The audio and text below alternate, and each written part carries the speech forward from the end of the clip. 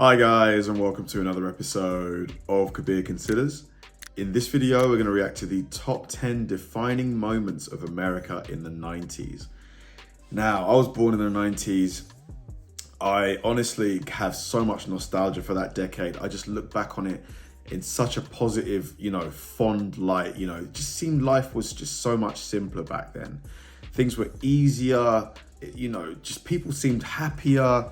Obviously, I was just a kid, but I just felt that the energy was different. Obviously, this was before social media, before smartphones, before the 24-hour news cycle. So, I remember me and my siblings, I would walk them home from school. I'd be 9.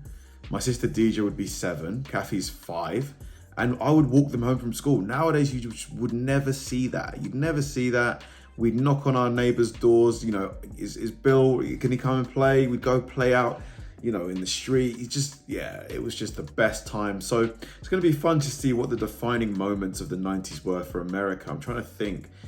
The whole Bill Clinton thing, I think, with Monica Lewinsky, that was in the 90s, I believe. What else? Can't really think of any, but yeah, this should be fun.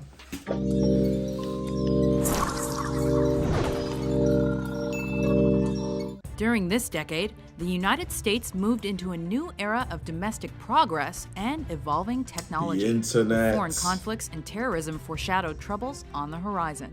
Welcome to WatchMojo.com, and today we're counting down our picks for the top 10 defining moments in 1990s America.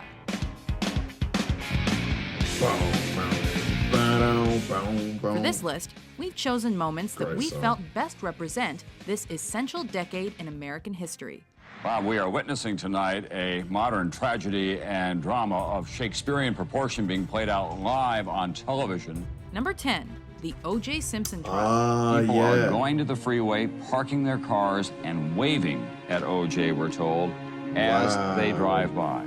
Americans were glued to their TV sets when football star O.J. Simpson went to trial for the murder of ex-wife Nicole Brown Simpson and her friend Ron Goldman. If there is any doubt in anybody's mind about this person not committing this crime, then they have a real problem with reality. Cameras provided a constant view of the courtroom, making celebrities out of everyone involved. DNA issues and questions of racism eventually led to a not guilty verdict. We, the jury, in the above entitled action, find the defendant Orenthal James Simpson not guilty of the crime of murder in violation of Penal Code Section 187. However, public opinion of his innocence widely varied with race and showed a racial divide still alive in 90s America. When the verdict came, America stopped to watch, and the result split the nation. Interesting. Number 9. Don't ask, don't tell, Bill. Wow. So the O.J. Simpson trial was really that big of a thing in the 90s. It's still being referenced today, to be honest with you. There's that Family Guy joke where Brian and his black roommate are watching the trial, and when the not guilty announcement is announced, Brian is devastated and his roommate's woo! I didn't realize it was such a big thing. Don't ask, don't tell. Our country slaps us in the face and orders us don't ask and orders us don't tell.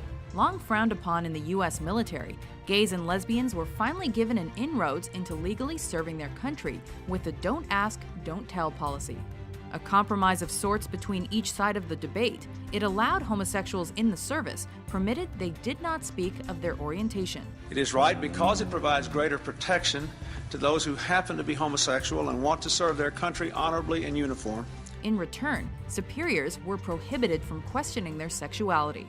Problems remained, but this was a launching pad for change to come. I am not asking anymore. I am telling. I am telling. I am telling. Will you tell with me? Wow. I just want to say, passionate. can we all get along? Can we get along? Number 8, the Rodney King. Man, that guy was speaking super passionately. I'd never, I was a kid, understandably, but yeah, I'm surprised I'd never, ever heard of that. Riots. Whoa! Police What in the brutality hell? became a visible problem when motorist Rodney King was severely beaten by LAPD officers What the heck? after leading police on a high-speed chase. Oh the my incident God. was taped and attracted massive media attention. We've all seen the pictures of Los Angeles police officers beating a man they had just pulled over. Jeez, man. Nah, that was fucked. There's like 7 of them just like taking it. When most of the primarily Caucasian officers were found not guilty in the assault Not on King, guilty? an African-American man, tensions boiled over. LA erupted into violence, murder, and looting for 6 days, a rare glimpse of unsuppressed rage in modern America. Number 7, the North American. Wow. Oh my God. That was incredible. That footage of Rodney King there. Never seen it before. That was just sickening. The way the guy just booted him in the back multiple times. I get it. The guy, you know, he led them on a police chase. Must have been really frustrating, endangering the public. But still, come on. Free trade agreement. In a few moments, I will sign Did he sue? He must have sued and won like huge amount, didn't he? the North American Free Trade Act into law. Signed into law in 1993, the North American Free Trade Agreement was successful in creating an effective free trade zone between the U.S., Canada, and Mexico. It will create the world's largest trade zone and create 200,000 jobs in this country by 1995 alone. NAFTA initially caused worries of negative environmental impact and a loss of jobs. Fortunately, President Bill Clinton signed additional agreements safeguarding against such problems, and the resulting years saw a major boom in economic benefits for all 3 countries, which slowly increased over time. Number 6. 1.7 million jobs. So that's the amount of jobs that were created as a result of that policy. That's a win, right? That's a big win. Oklahoma City bombing. The bombing in Oklahoma City was an attack on innocent children and defenseless citizens. Early on a Wednesday morning in 1995, a thundering explosion shook America into the era of terrorism. The nation now had to come to grips with the shock of this unprecedented event and the reality of terrorism in the American heartland. Frustrated with the federal government and its questionable actions in recent sieges, Timothy McVeigh and Terry Nichols decided to attack Oklahoma City's Alfred P. Murrah Federal Building. 168 people, including 19 children, died in the attack. 168 people. Holy smokes. Wow. Oh my God. So we're talking mass murder here. More than 500 were injured. Using a truck loaded with explosives, the pair destroyed a massive amount of the building and took 168 innocent lives, including many children, in one of America's deadliest domestic terrorist acts. You have lost too much, but you have not lost everything. And you have certainly not lost America. Number 5, a balance. Damn, man. What did they do with those two, the two that did it? Like, are we talking, did they get the death penalty? Probably should. I mean, minimum life in solitary confinement or something like that. Probably like a supermax or something. Like, whatever punishment they got wasn't enough. Budget and economic stability. Read my lips. No new taxes. Leading into the 90s, the country struggled amidst a recession and painful federal deficit. Try as he might, President George H.W. Bush had to rely on taxes to try to set this straight, but lost public support along the way. It was the state of Ohio that took Clinton over the top and left George Bush with little but to surrender gracefully. President Clinton came into office committed to solving this. His budget plans finally produced a budget surplus in 1998, and the economy thrived as technology exploded with the popularity of the internet. Number 4. Man, the internet was just a game changer, like a complete and total game changer. The opportunities that it gave people, you know, in the early days, like, man, just my generation, imagine like the internet was just created. Everything that has happened since completely just changed the world, completely and totally changed the world. Monica Lewinsky scandal. I did not have sexual relations with that woman. For all his achievements, President Clinton had his fair share of embarrassments. Long dogged by allegations of infidelity, his reputation took a hit when his affair with White House intern Monica Lewinsky became public in 1998. These allegations are false, and I need to go back to work for the American people. Clinton strongly denied the allegations, but mounting evidence led him to finally concede his involvement. Indeed, I did have a relationship with Miss. Oh, Bill. I mean, look, he's a human being. He's not infallible. Obviously, you expect your president to not behave in this manner at all. But he's a human being. I'm not excusing it, but it's just the fact that he denied it so vigorously. I did not have relationships with that woman. That was not appropriate. In fact, it was wrong. This led to an impeachment trial on perjury and obstruction of justice charges, where he was acquitted thanks to strong support from Democrats. Number 3, the Columbine High School Massacre. Good evening, everyone. The reaction of so many people today was, oh no, not again, another high school. A nationwide fear of school shootings was born when Eric Harris and Dylan Klebold killed 13 people at Columbine High School and then took their own lives. Investigations revealed an intricately planned massacre that could have been even deadlier if their bombs hadn't failed. Eric and Dylan's bombs are now due to explode, but fail to detonate. God. The killer's extensive arsenal influenced a continued push for more gun control, while antidepressants, bullying, video games, and heavy metal music were all examined as possible motivations for the shooting. The president was shooting bombs overseas, yet I'm a bad guy because I've sang some rock and roll songs.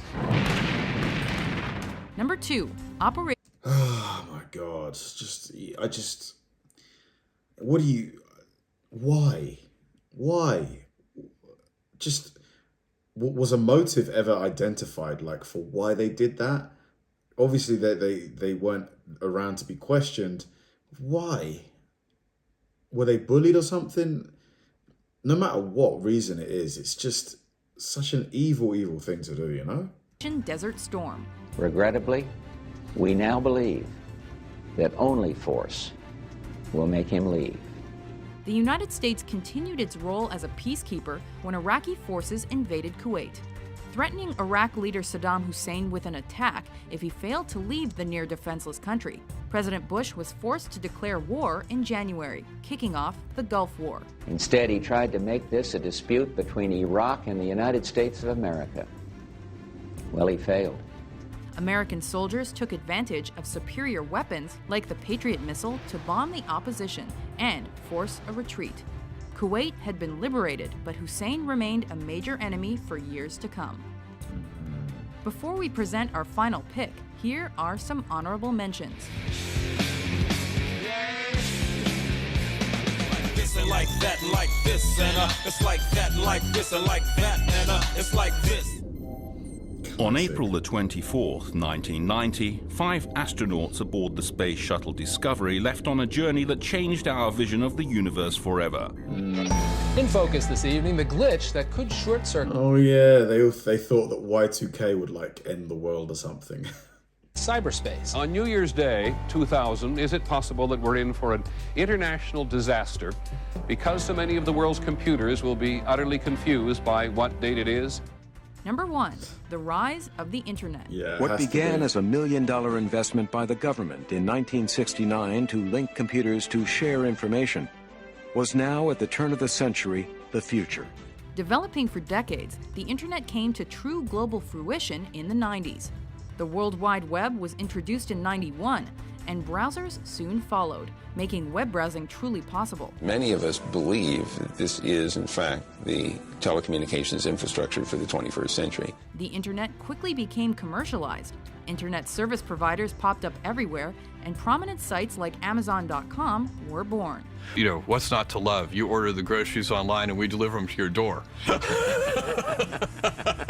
Unlimited. Wow. You know, the idea of home delivery, so like mind-blowing to them. Whereas like now it's like, if you don't offer that home delivery, like nobody will shop with you. It's just it changed everything. Information was affordable, available at the click of a button, and people were connected everywhere. America and the world was forever changed. Do you agree with our list? Which events do you think define 90's? Such a great video. Brilliant video. Really, really enjoyed it. Learned so much about events, huge monumental events that, you know, happened when I was a kid, right? I just would have no interest in these things at the time. But now, Bill Clinton seemed to be involved in quite a few of them, didn't he? Quite a few. Like, where does he rank in terms of presidents for you? Is he, you know, one of the better ones, one of the worst ones? I really don't know enough about him and his presidency. The internet, obviously, I've mentioned it a few times, completely and utterly changed everything. You know, just everything.